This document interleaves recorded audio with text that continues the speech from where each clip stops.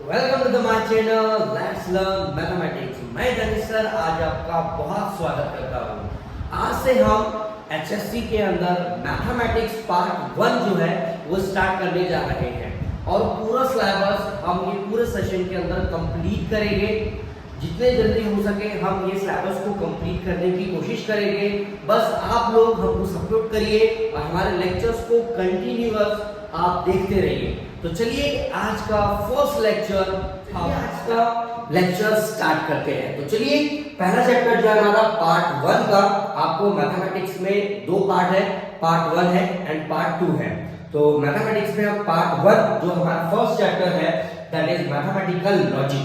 ये नाम का जो चैप्टर है ये हमें डील करना है। इस चैप्टर के अंदर आपको बहुत से अलग अलग कंसेप्ट है और सबसे मोस्ट इंपॉर्टेंट चीज कि आपको लॉजिक यानी कि आपको माइंड का इस्तेमाल करना है। ठीक है, तो बहुत सिंपल चैप्टर है, ऐसा कुछ हार्ड नहीं है, एकदम आराम से हो जाएगा। बस आप लोग कंटिन्यूअस हमारे इस लेक्चर को देखते रहें और लेक्चर को एंड तक देखें ताकि आपको हर एक कंसेप्ट अच्छे से और क्लियरली समझ में आ जाए। ठीक है, तो ये चैप्टर के पहले कंसेप्ट की तरफ बढ़ते हैं जो कि है statement. What is mean by statement. ठीक है, अभी स्टेटमेंट किसे कहते हैं ये पहला टॉपिक है हमारा, लेकिन हम स्टेटमेंट से पहले सेंटेंस की तरफ चलते हैं। ठीक है, आपने इंग्लिश के अंदर बहुत सारे सेंटेंस को देखा होगा, टाइप्स ऑफ सेंटेंस, ग्रामर का थोड़ा सा पार्ट है। मैं यहाँ पे थोड़ा सा आपको बताता हूँ कि भाई अगर हमारे पास में सेंटेंस है, ठीक है, तो कितने टाइप्स के सेंटेंस है, बहुत सारे टाइप्स के सेंटेंस होते हैं, है ना। अभी आपको तो पता ही होगा, मैं फिर भी बता देता हूँ आपको। जैसे कि आपने इंटेरोगेटिव नाम का एक सेंटेंस देखा होगा।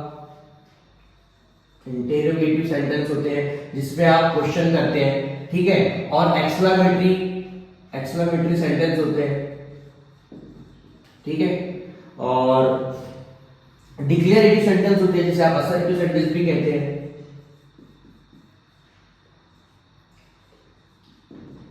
डिक्लेरेटिव सेंटेंस होते हैं, नेगेटिव सेंटेंस होते हैं, ऐसे बहुत सारे टाइप्स के सेंटेंस होते हैं। लेकिन हम हर सेंटेंस को स्टेटमेंट नहीं कह सकते, ठीक है। तो वो कौन सा सेंटेंस है जिसे हम स्टेटमेंट कहेंगे, ठीक है। तो मेरी बात बहुत ध्यान से सुनना, मैं आपको इसका आंसर बताने जा रहा हूं कि वो सेंटेंस जिसका जवाब, जिसका आंसर या तो सही होगा या तो गलत होगा, या तो वो राइट होगा या तो वो रॉन्ग होगा, ठीक है। उस सेंटेंस को हम स्टेटमेंट कहते हैं, ठीक है। मैं एकदम सिंपल और सरल लैंग्वेज, हिंदी लैंग्वेज का इस्तेमाल कर रहा हूं। आई होप आपको समझ में आ रहा होगा कि स्टेटमेंट मुझे क्या है। स्टेटमेंट का मतलब क्या होता है कि वो सेंटेंस जिसका आंसर जो होगा वो या तो राइट होगा या तो रॉन्ग होगा, ठीक है। तो interrogative sentence, exclamatory sentence, declarative, negative, इसके अंदर से जो डिक्लेरेटिव सेंटेंस है उसी को हम स्टेटमेंट कहेंगे। स्टेटमेंट का मतलब क्या हो जाएगा हमारा, डिक्लेरेटिव सेंटेंस।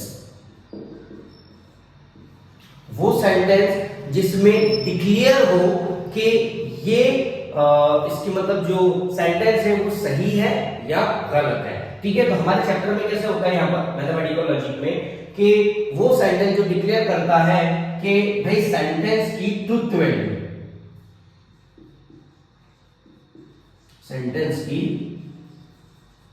वैल्यू, आप बोलोगे सर ये ट्रुथ वैल्यू क्या है। ट्रुथ वैल्यू ये है कि वो सेंटेंस सही है, ट्रू है या फॉल्स है, ट्रू फॉल्स, दैट्स इट। यानी कि वो सेंटेंस जिसकी ट्रुथ वैल्यू या तो ट्रू होगी या तो फॉल्स होगी। तो ऐसे सेंटेंस को हम डायरेक्टली क्या कहेंगे, स्टेटमेंट कहेंगे, ठीक है। और जो हमारे जिसमें हम क्वेश्चंस पूछते हैं, जैसे कि इंटरोगेटिव सेंटेंस होते हैं, जैसे कि हु आर यू, तो ये सेंटेंस हम जो पूछ रहे हैं, क्वेश्चन कर रहे हैं, क्वेश्चन राइज कर रहे हैं, तो ऐसे सेंटेंस को हम स्टेटमेंट नहीं बोलेंगे। एक्सक्लेमेटरी सेंटेंस को भी हम स्टेटमेंट नहीं बोलेंगे, ठीक है। इस तरीके के जो सेंटेंस होते हैं हम उसे स्टेटमेंट नहीं कहते हैं। हम स्टेटमेंट उसे कहते हैं जो डिक्लेरेटिव सेंटेंस होते हैं, जो डिसाइड करते हैं कि ये ट्रू है या फॉल्स है। तो आई होप आपको ये स्टेटमेंट का कंसेप्ट जो है वो समझ में आ गया होगा। इसके कुछ एग्जांपल्स लेके हम समझ लेते हैं। फॉर एग्जांपल कि जो दिल्ली है, okay, Delhi is capital of India. Oh sir, अच्छा, हमें तो पता ही नहीं था कि जो दिल्ली है हमारा दिल्ली है वो इंडिया का कैपिटल है। क्या ये बात सही है या गलत है? क्या बोला है? तो कुछ स्टूडेंट्स को अगर डेफिनेटली पता होगा तो वो कहेंगे yes sir, it is true, बिल्कुल सही है। यानी आपने इसको जस्टिफाई किया कि ये सेंटेंस बिल्कुल कैसा है, सही है। इसकी ट्रुथ वैल्यू जो है, ट्रुथ वैल्यू वो कैसा है, ट्रू है। Yes sir, it is the right sentence, है ना। तो ऐसे ही सेंटेंस को हम डिक्लेरेटिव कहते हैं और वही डिक्लेरेटिव सेंटेंस को हम क्या कहेंगे, स्टेटमेंट कहेंगे कि yes it is a statement and it is the truth value is true. Okay, और ये जो ट्रू है हम यहां पर इसको रिप्रेजेंट करेंगे एक लेटर से, दैट इज कैपिटल टी, और ये जो हमारा फॉल्स है इसको हम रिप्रेजेंट करेंगे कैपिटल लेटर एफ से। अगर हमारे सेंटेंस की ट्रुथ वैल्यू ट्रू होती है तो वहां पर टी से रिप्रेजेंट करेंगे, और अगर ट्रुथ वैल्यू हमारी फॉल्स होती है तो उसको एफ से रिप्रेजेंट करेंगे। ठीक है, तो यहाँ पर एक एग्जांपल के थ्रू आपको समझ में आ गया होगा। एक और एग्जांपल हम यहाँ पर लेते हैं। For example 3 + 4 = 8। Oh my God sir, 3 + 4 = 8? नहीं, गलत बात। तो 3 + 4 कितना होता है, 7 होता है। अब यहाँ पर हमको 8 को हटा के 7 थोड़ी लिखना है, हमको यहाँ बताना है कि भाई ये स्टेटमेंट है या नहीं है। और दूसरी बात, इसकी ट्रुथ वैल्यू भी बतानी है कि ये ट्रू है या फॉल्स। ठीक है, तो यहाँ पर आपको दिख रहा है कि 3 + 4 कितना होता है, हमारा 7 हो जाता है, लेकिन यहाँ पर कितना है, 8 है। तो हम यहाँ पर क्या बोलेंगे, इट इज अ स्टेटमेंट, ये स्टेटमेंट है, क्योंकि यहाँ पर दिख रहे हैं 3 + 4 पूरा बताया हुआ है। ठीक है, तो यहाँ पर 3 + 4 कितना होता है, 7 होता है, लेकिन इसकी जो वैल्यू है, ट्रुथ वैल्यू, कैसे हो जाएगी, false. It is a statement and the truth value is false because it is incorrect. Okay, तो यहां पर हम ये दो स्टेटमेंट से समझ लेते हैं कि what is mean by statement. और आगे भी हम बहुत सारे ऐसे क्वेश्चंस हैं जिसके अंदर आपको क्लियरली आसानी से समझ में आ जाएगा कि what is mean by statement. और यहाँ पर कुछ एग्जांपल्स हमने यहाँ पे सॉल्व करके देखा है। तो आई होप आपको ये स्टेटमेंट का कांसेप्ट जो है वो समझ में आया होगा। वंस अगेन मैं रिपीट करता हूं कि स्टेटमेंट का मतलब होता है डिक्लेरेटिव सेंटेंस जिसमें उसकी ट्रुथ वैल्यू होती है। ट्रुथ वैल्यू या तो ट्रू होगी या तो फॉल्स होगी। अगर ट्रुथ वैल्यू जो है ट्रू है तो हम टी से उसको रिप्रेजेंट करेंगे, और अगर ट्रुथ वैल्यू फॉल्स है तो उसको एफ से रिप्रेजेंट करेंगे। ठीक है, और जो इंटरोगेटिव सेंटेंस होते हैं, एक्सक्लेमेटरी होते हैं, नेगेटिव सेंटेंस जो होते हैं, ऐसे सेंटेंस को हम डिक्लेरेटिव सेंटेंस यानी कि स्टेटमेंट नहीं कहेंगे। ठीक है, नेगेटिव सेंटेंस जो होते हैं, नेगेटिव सेंटेंस का मतलब होता है यानी कि हमारे सेंटेंस के अंदर नहीं होना, यानी he is not a good boy, ऐसे टाइप के जो क्वेश्चंस होते हैं, ऐसे टाइप के सेंटेंस होते हैं। ठीक है, इसके अलावा एक टाइप का और सेंटेंस होता है दैट इज ओपन सेंटेंस। कौन सा सेंटेंस, ओपन सेंटेंस। अब ये ओपन सेंटेंस क्या होता है, ये भी एक मेन सेंटेंस है। ठीक है, इसके ऊपर के भी आपको क्वेश्चंस आते हैं। ओपन सेंटेंस का एकदम आसान मतलब होता है कि वो सेंटेंस जिसके अंदर हम डिस्क्राइब नहीं कर पाते, जिसके अंदर हम चीजों को पकड़ नहीं सकते। फॉर एग्जाम्पल यहां पर मैं एक क्वेश्चन देता हूं, x + 3 = 9। ठीक है, x + 3 = 9। अब यहाँ पर x की वैल्यू हमारे पास में गिवन नहीं है क्योंकि x वेरिएबल है। अब x की जगह 5 हो सकता है, 3 हो सकता है, हम यहाँ पर डिसाइड नहीं कर पा रहे x की वैल्यू, इसीलिए ये सेंटेंस जो है आपका कौन सा सेंटेंस हो जाएगा, ओपन सेंटेंस। तो ये भी आपका स्टेटमेंट नहीं होगा। ठीक है, तो स्टेटमेंट जो है आपको समझ में आ गया होगा। अब इसके नेक्स्ट टॉपिक पे चलते हैं। आपका टॉपिक ये कि अभी हमने स्टेटमेंट को अच्छे से समझ लिया है। ठीक है, स्टेटमेंट का मतलब होता है डिक्लेरेटिव सेंटेंस। ठीक, अभी अगर एक स्टेटमेंट होता है तो हम उसको एक लेटर है P इससे डिनोट करते हैं। ठीक है, और अगर एक से ज्यादा होते हैं, सपोज 2 स्टेटमेंट होते हैं, तो दूसरे वाले स्टेटमेंट को हम स्मॉल q से रिप्रेजेंट करते हैं, और अगर तीसरा हो जाता है तीन सेंटेंस हो जाते हैं, तीन स्टेटमेंट हो जाते हैं, तो तीसरे वाले को हम इसी तरीके से स्मॉल r से डिनोट करते हैं। ठीक है, तो P, Q और R ये हमारे स्टेटमेंट को रिप्रेजेंट करेंगे। इसके अनदर अगर हमको कोई लेना है तो ले सकते हैं क्या? नहीं, हमारे पूरे चैप्टर के अंदर इन्हीं लेटर्स को लेकर कंसीडर किया गया है, तो हमको भी P, Q, R को ही लेकर कंसीडर करना है। ठीक है, तो यहाँ पर देखिए स्टेटमेंट मैंने बताया आपको P, Q और R हम इस तरीके से कंसीडर करेंगे। अगर हमारे पास में सिंपल स्टेटमेंट है, यानी एक ही स्टेटमेंट है, तो हम उसकी ट्रुथ वैल्यू जो होती है वो डायरेक्टली लिख सकते हैं, ट्रू और फॉल्स। लेकिन अगर हमारे पास में कंपाउंड स्टेटमेंट होते हैं, कंपाउंड स्टेटमेंट जिसके अंदर दो अलग अलग स्टेटमेंट होंगे और उसकी ट्रुथ वैल्यू हम कैसे निकालेंगे, तो वो कंसेप्ट हमको यहाँ पे डील करना है। अगर दो स्टेटमेंट है, सपोज हमारे पास में P है और दूसरा क्या है? Q है, तो हमें वो स्टेटमेंट की ट्रुथ वैल्यू निकालनी है। तो दो अलग अलग स्टेटमेंट को कुछ वर्ड कनेक्ट करते हैं, तो वो कनेक्ट जो करता है, जो वर्ड कनेक्ट करते हैं तो अलग अलग स्टेटमेंट को, उसी को लॉजिकल कनेक्टिव्स कहते हैं।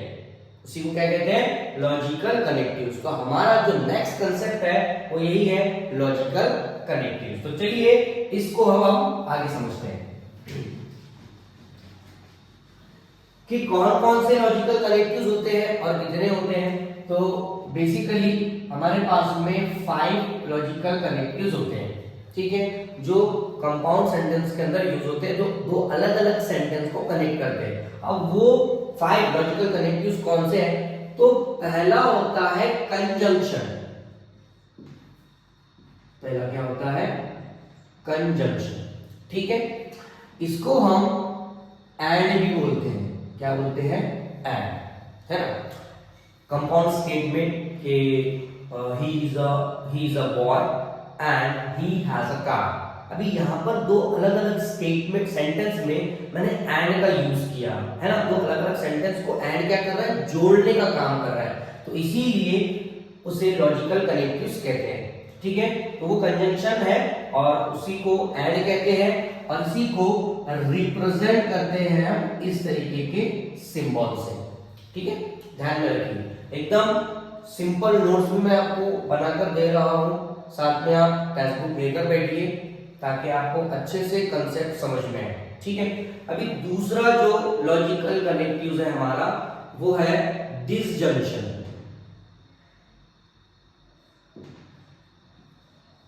दूसरा जो लॉजिकल कनेक्टिव है वो क्या है हमारा?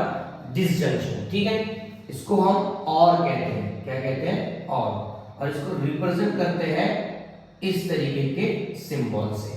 ठीक है, इसका उल्टा कर दो। ओके, ये डायरेक्ट इसको वी बोलोगे या इसको उल्टा वी बोलोगे, जैसे समझना समझ सकते हैं। तीसरा जो होता है हमारा, तीसरा लॉजिकल कनेक्टिव, वो होता है कंडीशनल। कंडीशनल नहीं लगाना, कंडीशनल होता है। ठीक है, कंडीशनल स्टेटमेंट, और इसी को हम इम्प्लीकेशन भी कहते हैं। क्या कहते हैं भैया? वो तो नहीं हो रहे, इम्प्लीकेशंस। ओके, तो कंडीशनल को ही हम इम्प्लीकेशन कहते हैं। और जो लॉजिकल कनेक्टिव सेंटेंस में यूज होने वाला है वो है, इसकी पहचान है इफ देन। अरे ये सर हमने इसको ग्रामर में देखा है क्या? आपने ग्रामेटिकल पार्ट के अंदर देखा होगा, वहां पर if then, no sooner than, not only but also, ऐसे कंजंक्शन का यूज हुआ करता था। ठीक है, तो यहाँ पर क्या होता है? तो यहाँ पर कंडीशनल को हम इम्प्लीकेशन कहते हैं और उसको हम सेंटेंस में कैसे लिखेंगे? तो इफ देन इस टाइप में लिखेंगे और इसको हम रिप्रेजेंट करेंगे इस तरीके के एरो से। आई बात समझ में?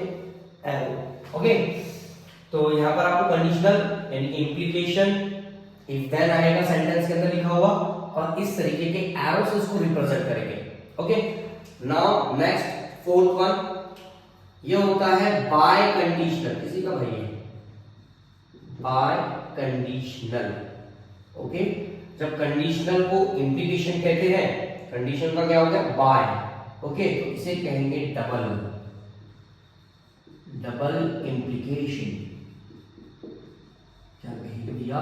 Double implication. ओके, और यहां पर ये यूज होगा if and only if. Okay, और इसको रिप्रेजेंट करेंगे इंचू इंचू ऐसे एरो से, ठीक है, यानी कि दोनों तरफ एरो रहेगा, इसीलिए तो उसे डबल इंप्लीकेशन और बाय कंडीशनल कह रहे हैं, यानी इधर भी जाएगा और वापस भी आएगा ऐसे, ठीक है। तो हमारे पास में लॉजिकल कनेक्टिव जो होते हैं वो 5 होते हैं, मैंने 4 बताया है। लास्ट होता है आपका, वो होता है निगेशन। क्या होता है भैया?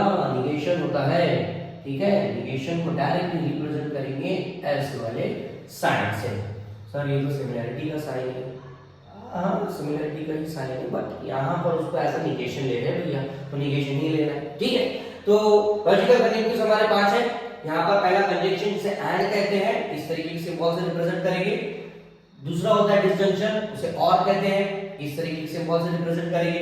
तीसरा होता है कंडीशनल, जिसे इंप्लीकेशन भी कहते हैं, और सेंटेंस के अंदर जैसा आएगा तो वो आएगा इफ और दैट, इसका यूज रहेगा, और इस तरीके से एरो से इसको क्या करेंगे? रिप्रेजेंट करेंगे। और यहाँ पे बाय कंडीशनल जैसे डबल इंप्लीकेशन, और सेंटेंस में जो रहेगा हमारा लिखा हुआ रहेगा इफ एंड ओनली इफ, और दोनों तरफ एरो दिख रहा है, इधर भी घुसेगा इधर भी घुसेगा, तो इस तरीके से ये डबल इंप्लीकेशन का साइन होता है, आपको ध्यान में रखना है। और निगेशन सिंपल इस तरीके से सिमिलरिटी का साइन होता है, बट यहाँ पर हमको ऐसा निगेशन इसको यूज करना है, ठीक है ना। आप इसको ऐसा माइनस साइन भी यूज कर सकते हैं, ठीक है। तो ये हमारे लॉजिकल कनेक्टिव्स होते हैं 5, ठीक है। इनका हर एक का अलग अलग ट्रुथ टेबल होता है। अरे बाबा, ये कौन सी बला का नाम है? क्या होता है? ट्रुथ टेबल, ठीक है। सारी चीजें आपको समझ में आएंगी, बस आप लेक्चर को पूरा देखिए, अच्छे से समझ लीजिए एक बार, फिर आप खुद ही 1.1 एंड 1.2 एक्सरसाइज आप खुद ही सॉल्व कर लेंगे, ठीक है। तो यहाँ पर हमने 5 लॉजिकल कनेक्टिव्स को देख लिया है, उनके रिप्रेजेंटेशन जो होते हैं, सिंबल्स जो होते हैं, सारी चीजों को कंसेप्ट देख लिया है। और यहाँ पर मैं आपको बोल रहा हूँ कि conjunction, disjunction, conditional, bye conditional, negation, इनके सबके क्या होते हैं? ट्रुथ टेबल होते हैं, ओके। कि अगर 2 स्टेटमेंट है तो और वो ये लॉजिकल कनेक्टिव से कनेक्ट है, तो इनकी ट्रुथ वैल्यू कैसी आएगी? तो ट्रुथ वैल्यू जो है वो अकॉर्डिंग टू ट्रुथ टेबल आएगी, ठीक है। तो हमको इन पांचों के ट्रुथ टेबल को समझ लेना है, ठीक है। बहुत सिंपल है, मैं आपको ट्रिक से बताऊंगा, अगर आप ट्रिक याद रखते हैं तो बिल्कुल आपको आसानी से चीजें समझ में आ जाएंगी। इसको कॉपी कर लीजिए आगे ट्रुथ टेबल। तो चलिए ट्रुथ टेबल को समझ लेते हैं। तो पहला ट्रुथ टेबल जो है हमारा कंजंक्शन के लिए, यानी कि P एंड Q, 2 स्टेटमेंट है जो कंजंक्शन यानी कि एंड से कनेक्टेड है, ओके। यहाँ पर हम एंड भी ले लेते हैं, A and T and, okay. 2 statement है, कितने स्टेटमेंट है? 2। तो अगर 2 स्टेटमेंट है तो उसकी पॉसिबिलिटीज कितनी बनेगी, इस चीज को हमको समझ लेना है। तो इसके लिए एक छोटा सा फॉर्मूला है, फॉर्मूला बहुत बड़ा नहीं है, बहुत छोटा सा है, 2 to the power n। अब ये n क्या है? n है नंबर ऑफ स्टेटमेंट, कि हमारे पास में यहाँ पे कितने स्टेटमेंट है? 2। अगर हम n की जगह पे 2 रखते हैं, यानी 2 to the power 2, तो कितना होता है? 4 हो जाता है, यानी पॉसिबिलिटीज कितनी बन रही है? 4 बन रही है, ठीक है। हमको ये ट्रुथ टेबल को समझ लेना है कि किस तरीके से आंसर होगी। हमारे पास में 2 स्टेटमेंट है P एंड Q, और दोनों भी कनेक्टेड है एंड के साथ में, ठीक है। ये रिप्रेजेंटेशन जो है ये एंड का है, कंजंक्शन कहते हैं इसे। अगर हमारे पास में 2 स्टेटमेंट है तो इसकी पॉसिबिलिटीज कितनी बनेगी? 4 बनेगी, और ये 4 को हमको डिवाइड करना है इस तरीके से 2 2 में, ठीक है। सॉरी क्या है ये, सबर रखो। और फिर ये 2 को और डिवाइड करना है 1 1 में, ये भी 2 को कैसे डिवाइड करना है? 1 1 में, ठीक है। कैसे आएगा? अभी 2 स्टेटमेंट है, तो 2 स्टेटमेंट की जो पॉसिबिलिटीज आ रही है वो कितनी आ रही है? 4। इसलिए मैंने यहाँ पर, आप देख रहे होंगे टेक्स्ट बुक में भी आप देख सकते हैं, यहाँ पे मैंने कितने बना के रखा है, कॉलम 3 बनाया है, और हर एक में कितने बॉक्स दिए? 4, क्योंकि पॉसिबिलिटीज कितनी आ रही है हमारी? 4। तो हमको 4 को डिवाइड करना है कितने कितने में? पहले इसमें 2 2 में, ठीक है। हमारी जो ट्रुथ वैल्यू जो होती है वो ट्रू फॉल्स होती है ना। अगर ट्रू होता है तो हम P से उसको रिप्रेजेंट करते हैं, और अगर फॉल्स होता है तो इसको कैसे रिप्रेजेंट करते हैं, फॉल्स से रिप्रेजेंट करते हैं। अब यहाँ पे ट्रुथ टेबल बनाना है, तो 4 है तो 4 को 2 में डिवाइड कर दो, यानी कि 2 बार ट्रू 2 बार फॉल्स। तो यहाँ पर हम लिखेंगे 2 times T and 2 times false, इस तरीके से, ठीक है। अब वही 2 को आपको और डिवाइड करना है, यानी कि अलग अलग करना है, तो वो हो जाएगा 1 1 के अंदर, यानी कि अब एक बार ट्रू एक बार फॉल्स, यानी 1 टाइम टी 1 टाइम फॉल्स। तो क्यू स्टेटमेंट में कैसे आ जाएगा, ट्रू फॉल्स ट्रू फॉल्स। ये पैटर्न आपको याद रखना है, सिंपल, ठीक है। अब यहाँ पर कंजंक्शन है, एंड है, यानी दोनों स्टेटमेंट जो कनेक्टेड है वो एंड से है, तो इनकी ट्रुथ वैल्यू क्या आएगी, बहुत सिंपल है। एंड के लिए आपको याद रख लेना है कि अगर दो स्टेटमेंट अगर एंड से कनेक्टेड है और उसमें से अगर एक भी, दो स्टेटमेंट दिख रहे हैं आपको, दो स्टेटमेंट, उनकी ट्रुथ वैल्यू लिख के दिया मैंने, अगर उसमें से एक भी अगर एफ होता है तो उसका आंसर डायरेक्टली क्या आ जाएगा, एफ, यानी कि फॉल्स। क्लियर।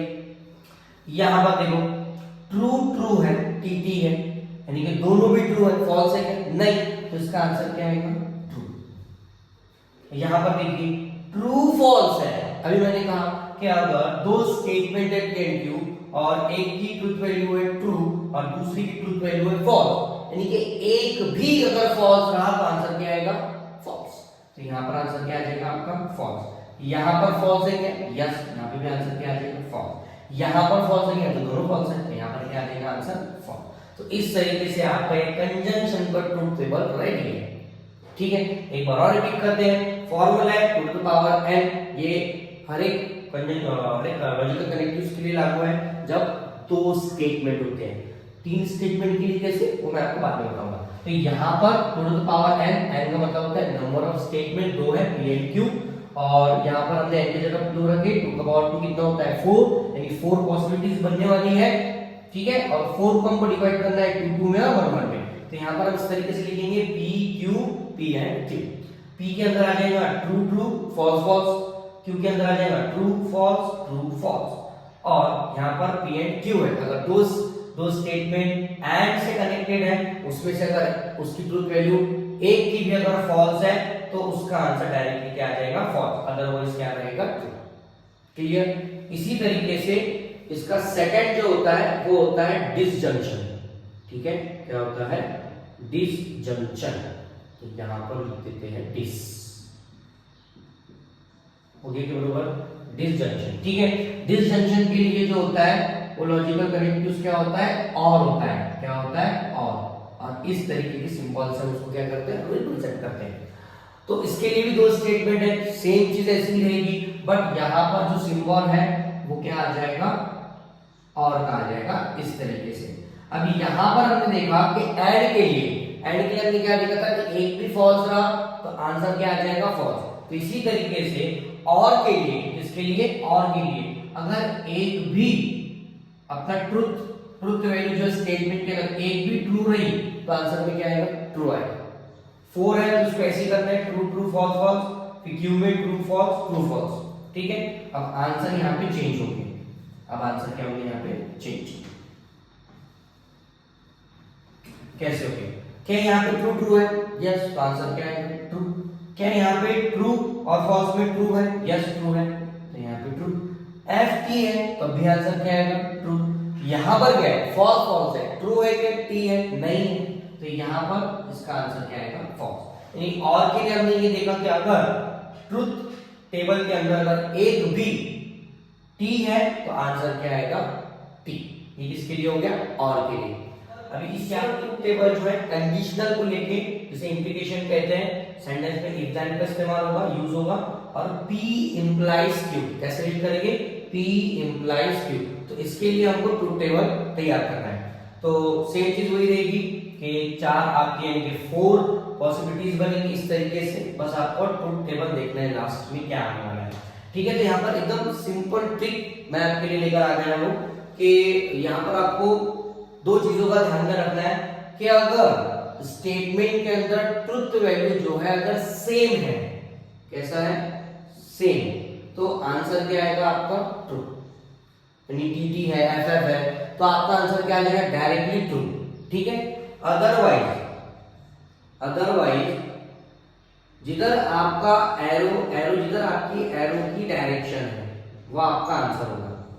जिधर आप यानी आपका अगर एरो ट्रू से फॉल्स की तरफ जा रहा है, किसकी तरफ गया, फॉल्स की, तो आंसर क्या है आपका फॉल्स। अगर आपका एरो फॉल्स से ट्रू की तरफ जा रहा है तो आंसर क्या आएगा आपका ट्रू।